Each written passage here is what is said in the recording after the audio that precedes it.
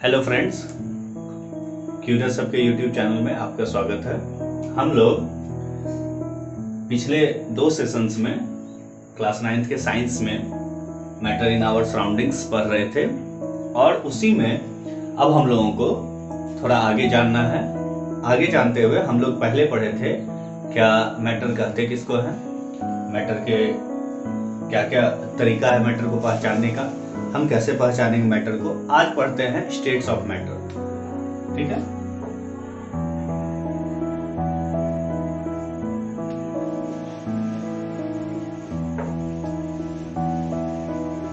आज पढ़ेंगे states of matter. ठीक है, तत्व के स्वरूप कौन कौन से हैं उसके बारे में पढ़ेंगे। तो 3 स्वरूप में पाया जाता है तत्व मेनली जो है। पहला होता है सॉलिड, दूसरा है लिक्विड, तीसरा है गैस। ठीक है, तीसरा है गैस जिसको पूरा गैसेस स्टेट भी लिखा जाता है। ठीक है, तो ये 3 स्वरूप में हमको तत्व पाया जाता है। तो पहले चर्चा करते हैं हम सॉलिड की।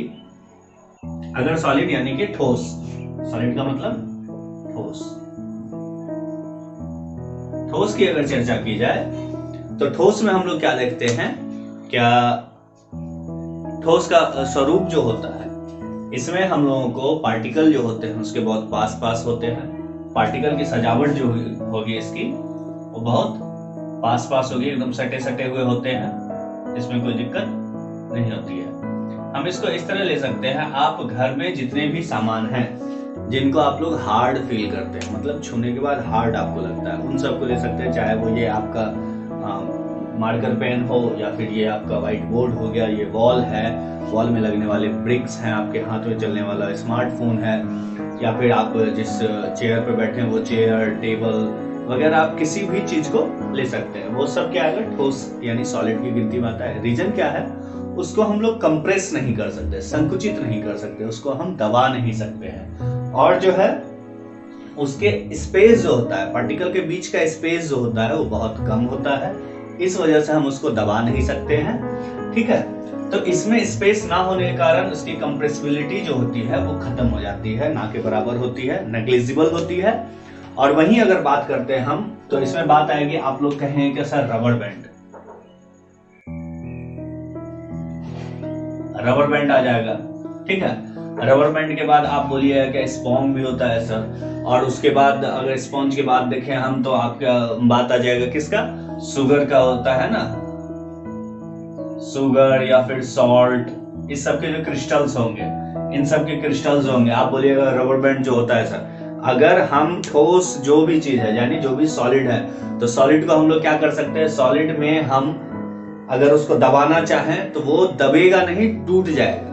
ठीक है, क्योंकि कंप्रेसिबिलिटी जो उसकी होती है वो ना के बराबर नेग्लिजिबल होती है, इसलिए वो टूट जाता है। तो आप बोलिएगा सर रबर बैंड तो दबता भी है, उसको खींच भी सकते हैं, इलेक्ट्रिसिटी होती है उसमें, वही शुगर और सॉल्ट जो है अगर इसकी बात की जाए तो उसको क्या करेंगे, हम किसी भी जार में अगर डालते हैं तो जार का शेप ले लेता है, तो इसके पास अपना शेप कैसे होगा, क्योंकि सॉलिड के पास एक अपना शेप होता है। ठीक है, वो अपने शेप को बरकरार रखता है, शेप को कहीं खोता नहीं है, शेप उसका बरकरार रहता है, इसलिए आपको ये क्वेश्चन आ सकता है। ठीक है, ऑफकोर्स ये हुआ या शुगर सॉल्ट का क्रिस्टल हो गया या फिर स्पॉन्ज हो गया, सब जो है ठोस ही है, ठोस है। इसके पास जो है रबर बैंड के पास अपनी प्रॉपर्टी होती है इसकी, कि जैसे आप रेयर केस कह सकते हैं, बहुत में होता है, एक्सेप्शंस होते ही हैं हर जगह, तो इसमें एक्सेप्शन में आता है रबर बैंड। और आपका शुगर जो भी होता है, शुगर का अगर आप एक क्रिस्टल लीजिएगा तो वो आपको कुछ इस प्रकार का दिखेगा, ऐसा बना हुआ रहता है, मतलब एक क्यूब के शेप में या क्यूबॉइड के शेप में आपको दिखेगा। वहीं अगर सॉल्ट का भी देते हैं, सॉल्ट भी डॉटेड, जो आप जो भी क्रिस्टल उठाइएगा सॉल्ट का, उसका एक अपना शेप होता है, वो शेप को बरकरार रखता है। ठीक है, तो इसमें सॉल्ट या शुगर के क्रिस्टल में शेप होता है। बात यह है कि उसका शेप साइज छोटा होता है, इस वजह से वो क्या होगा, क्या आपका शेप सेम रहेगा, साइज जो होता है वो छोटा होता है, इसलिए वो किसी भी जार में अगर आप उसको डालते हैं तो वो जार के हिसाब से अपने आप को कन्वर्ट करता है, उसके शेप में आ जाता है। ऐसा नहीं है कि ये शेप अपना बदल लेता है। ठीक है, वहीं रबर बैंड की अगर बात करें, अगर हम उसको खींचते हैं तो वो एक सीमा ही है, उसका एक इतना बड़ा हो सकता है, उसका एक निश्चित आकार होगा कि इस साइज का होगा या फिर इतना लंबा, उसको हम इतना फैला सकते हैं, उसके बाद वो ब्रेक होना है उसको। वही स्पॉन्ज की अगर बात करें तो उसके पास क्या होता है, माइन्यूट होल्स होते हैं। क्या होता है, क्या उसके पास माइन्यूट होल्स होता है।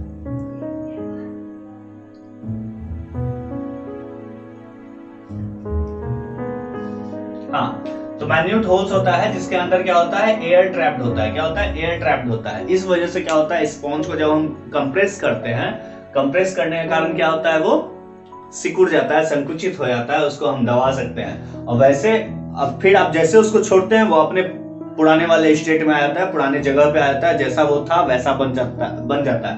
तो मतलब क्या है, ये अपने शेप एंड साइज को रिटेन किए रहेगा, इसमें कहीं कोई दिक्कत नहीं होगी। यानी इसका फिक्स्ड होता है, शेप साइज फिक्स होगा, वॉल्यूम तो फिक्स होना ही है। ठीक है। और इसके बाद अब हम लिक्विड के बारे में पढ़ेंगे। तो लिक्विड का मतलब क्या होता है, द्रव। क्या होता है, द्रव। तो द्रव के बारे में अगर हम पढ़ते हैं तो द्रव जो होता है वो लिक्विड फॉर्म, लिक्विड मतलब बहने वाला चीज। हम उदाहरण के तौर पे ले सकते हैं कि आपका हो गया मिल्क, ऑयल, वाटर, ये सब जो होता है वो लिक्विड होता है। द्रव के रूप में हम उसको देख सकते हैं। आप कुकिंग ऑयल सब भी देखे होंगे, या फिर जो हम फ्यूल जलाते हैं जैसे पेट्रोल है, केरोसिन है, वो सब लिक्विड के फॉर्म में आता है। ठीक है। तो इसके पास जो होता है अपना वॉल्यूम फिक्स होता है, वॉल्यूम जो है वो फिक्स होता है। वही वॉल्यूम फिक्स होने के साथ साथ क्या होता है, ये शेप को मेंटेन नहीं रख पाता। ठीक है। इसके पास क्या है कि वॉल्यूम फिक्स है, बट शेप जो होता है, शेप वो फिक्स नहीं होता है, शेप फिक्स नहीं होता है। ठीक है। तो ये जैसे बर्तन में डालिए या फिर जिस जगह पे जाता है उस जगह के अनुसार अपने आप को उस शेप में ढाल लेता है। ठीक है।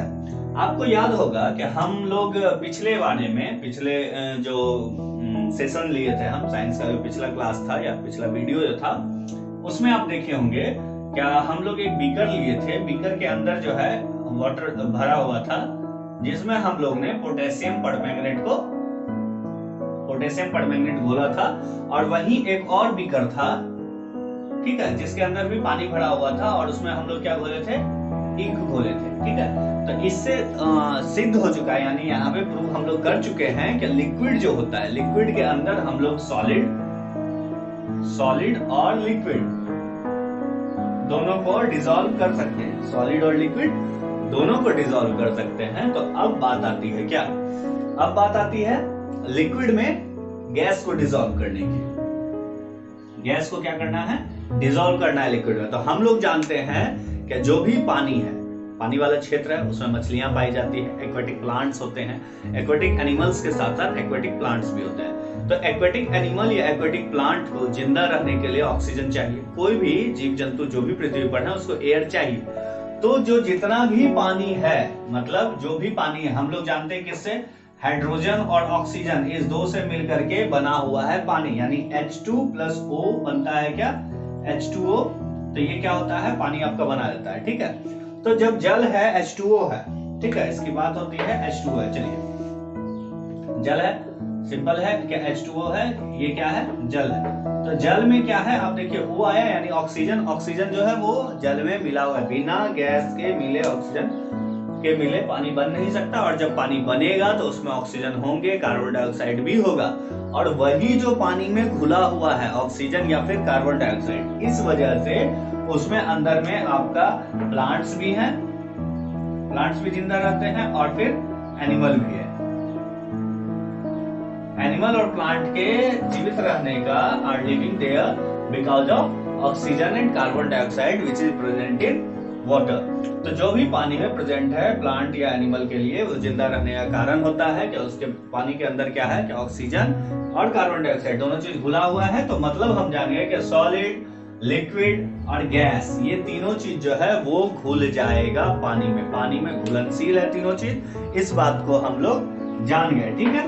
और वही क्या होता है, पानी जो होता है, पानी का अगर हम बात करें, पानी का जो पार्टिकल होगा, यानी लिक्विड का जो पार्टिकल होगा, पानी की बात छोड़ते हैं, लिक्विड का जो पार्टिकल होगा उसके मॉलिक्यूल्स थोड़े दूर दूर होते हैं, जिसके वजह से क्या होता है, क्या उसमें फ्लो आता है, क्या होता है, वो फ्लो कर सकता है, उसको हम थोड़ा कंप्रेस कर सकते हैं, ठीक है। उसके पार्टिकल जो होते हैं थोड़े दूर दूर होंगे, इस वजह से इसके अंदर घुस पाना, डाइव कर पाना, जैसा पिछले वीडियो क्वेश्चन में भी आया था कि डाइवर डाइव कर पाता है किसी भी स्विमिंग पूल में, कारण क्या है, तो उसके बीच में मतलब पार्टिकल के बीच में स्पेस होता है, इस वजह से वैसा कर पाता है। अगर कंपेयर करते हैं हम सॉलिड से तो, ठीक है, पानी को हम हल्का कंप्रेस कर सकते हैं, लिक्विड को हम हल्का कंप्रेस भी कर सकते हैं। वही अब बात आती है गैस की, किसकी, गैस की।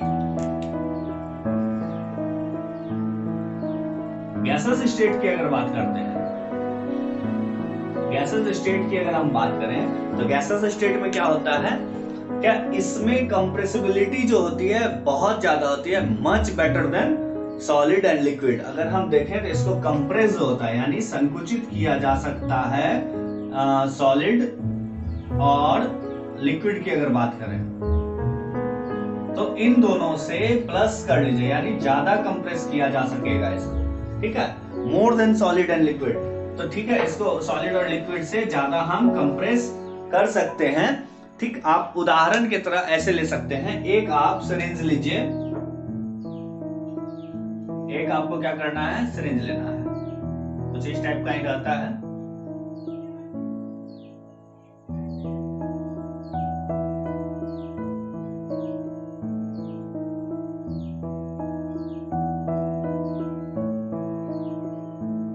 कुछ इस टाइप का सिरिंज होता है, ठीक है, आपको ले लेना है।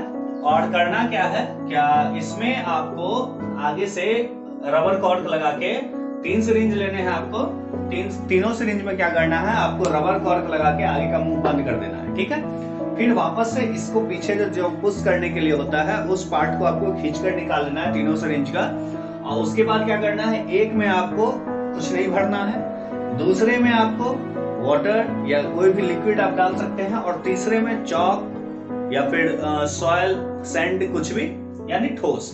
एक में आप खाली छोड़ दीजिएगा, एक आपका वैकेंट रहेगा, दूसरा जो होगा उसमें लिक्विड आएगा कोई सा भी, ठीक है, तीसरे में क्या होगा, सॉलिड कोई सा भी, एनी, ठीक है। बट एक को आपको फिल नहीं करना है, कोई भी चीज उसमें नहीं भरना है। तो वहीं जब तीनों की बात आएगी उसके बाद क्या करेंगे, आपका जो ये ऊपर से जो भी आपका पार्ट था जिसको हम लगाते हैं इसे पुश करने के लिए जो आता है, उसके आपके ये जो रबर होगा उसका सिरिंज का, उसमें हम लोग क्या करना है, वैसलीन थोड़ा सा लगा देना है ताकि वो सॉफ्ट हो जाए और आसानी से वो हम उसको प्रेस कर पाए, आसानी से उसको कंप्रेस, नीचे जो भी पार्ट है उसमें कंप्रेस कर पाए। तो हम लोग क्या देखते हैं, क्या इसमें जो आपका सामान था, मतलब लिक्विड जो था और सॉलिड जो था, हमारा सॉलिड जो था, सॉलिड को हम बहुत कम कंप्रेस कर पाए, ठीक है, कंप्रेस इसमें ना के बराबर हुआ, ठीक है, ना कंप्रेस इसमें नेग्लिजिबल हो गया, यानी कंप्रेस इसमें नहीं होगा। और वही क्या हुआ, लिक्विड जो है वो थोड़ा सा कंप्रेस हुआ, वही जो हम खाली छोड़े थे, यानी खाली छोड़ने का मतलब क्या है, अगर कोई रूम खाली है, जैसे हम यहाँ अभी आपको क्लास दे रहे हैं, ये रूम खाली है, रूम खाली होने का मतलब क्या है, यहाँ पे एयर है तब तो हम सांस ले पा रहे हैं, तो इसको खाली छोड़ने का मतलब क्या था, इसके अंदर एयर आया, और जब हम ऊपर से इस सिरिंज को पुश कर रहे थे तो पुश करने के बाद क्या हुआ कि ये कंप्रेस अच्छा खासा हुआ, इसमें कंप्रेसिबिलिटी आई, तो ये शो करता है कि एयर जो होगा, यानी गैस जो होता है, गैस, ये सबसे ज्यादा हम इसको कंप्रेस कर पाते हैं, मोर कंप्रेसिबिलिटी इसमें आती है, सबसे ज्यादा होती है, मोस्ट होती है, तो इसको हम इस प्रकार से देख सकते हैं, ठीक है। वहीं अगर आप इससे ऊपर की बात की जाए, ठीक है, क्या बात होगी, तो हम लोग ये भी पढ़े थे कि एरोमा जो होता है, एरोमा यानी फूड से जो खुशबू निकलती है वो हमारे नाकों तक पहुंचती है। कोई भी बर्तन है, मान लीजिए एक बर्तन है जिसमें कुछ पक रहा है, ठीक है,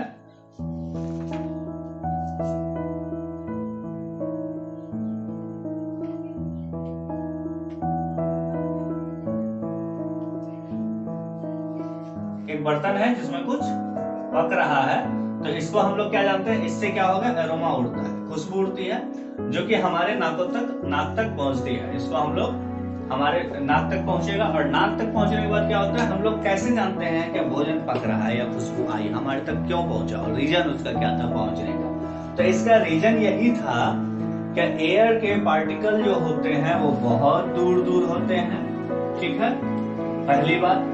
दूसरी बात, ये रैंडमली मूव करते हैं, ऐसा जरूरी नहीं है कोई भी कहीं भी मूव करेगा, ठीक है, ये कहीं भी कुछ भी मूव कर सकता है। तो ये रैंडमली मूव करते हैं। रैंडमली मूव करने के कारण क्या होता है, इसके बीच में स्पेस बहुत ज्यादा होता है, जिसके कारण एरोमा आराम से इसके स्पेस में जा सकता है, और साथ ही ये जो पार्टिकल था ये दूर टकराते रहता है दूसरे पार्टिकल से, और बहुत जल्दी टकराता है रैंडमली मूव करने के कारण। और रैंडमली मूव करने के कारण बहुत जल्दी दूर दूर वाले पार्टिकल से टकरा जाता है। इस वजह से क्या होता है, एरोमा आराम से यानी दूर तक फैल जाता है। और